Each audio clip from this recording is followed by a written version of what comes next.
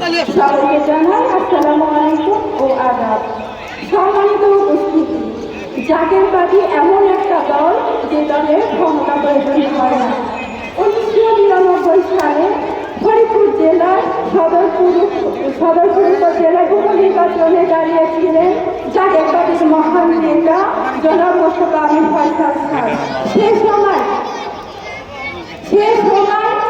শতকরা 99% মানুষ জাগের পার্টিকে সমর্থন করেছিলেন এবং আমার মহান নেতা যখন জানতে পেরেছেন যে তিনি নির্বাচন করলে এই সাধারণ জনগণ বিপদের সম্মুখীন হবে, তখন আমার মহান নেতা ঘোষণা করেছেন যে নির্বাচন প্রত্যাহার করা হবে এবং তিনি বলেছেন যে দেশের জনগণের পেটে ভাত নাই, যে দেশের জনগণের শরীরে কাপড় নাই, যে দেশের জনগণের রক্তের উপর দিয়ে নির্বাচন করতে হবে সেই নির্বাচন আমি করব না, আমি এমপি মন্ত্রী হতে চাই না। যখন আমার মহান নেতা এই ঘোষণা দিয়ে স্টেজ থেকে গাড়ির সামনে গিয়ে দাঁড়িয়েছে, তখন সাধারণ জনগণ গাড়ির সামনে শুয়ে পড়েছিলেন এবং বলেছিলেন স্যার আপনি নির্বাচন প্রত্যাহার করবেন না, কারণ বিজয় সুনিশ্চিত। কিন্তু আমার মহান নেতা বলেছিলেন আজকে আপনারা যে ভালোবাসা আমাকে দেখিয়েছে সেই ভালোবাসায় আমি এমপি হয়ে গেছি, আমার ক্ষমতার মতলব প্রয়োজন নাই। এমন মহান নেতার নেতৃত্ব প্রয়োজন আছে কিনা বলেন?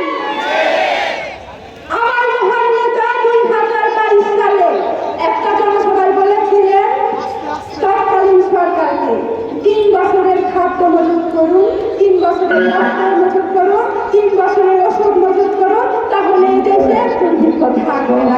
তৎকালীন সরকার তখন তা শোনেন নাই, যার কারণে আজকে বাংলাদেশে নীরব দুর্ভিক্ষ চলে আসছে।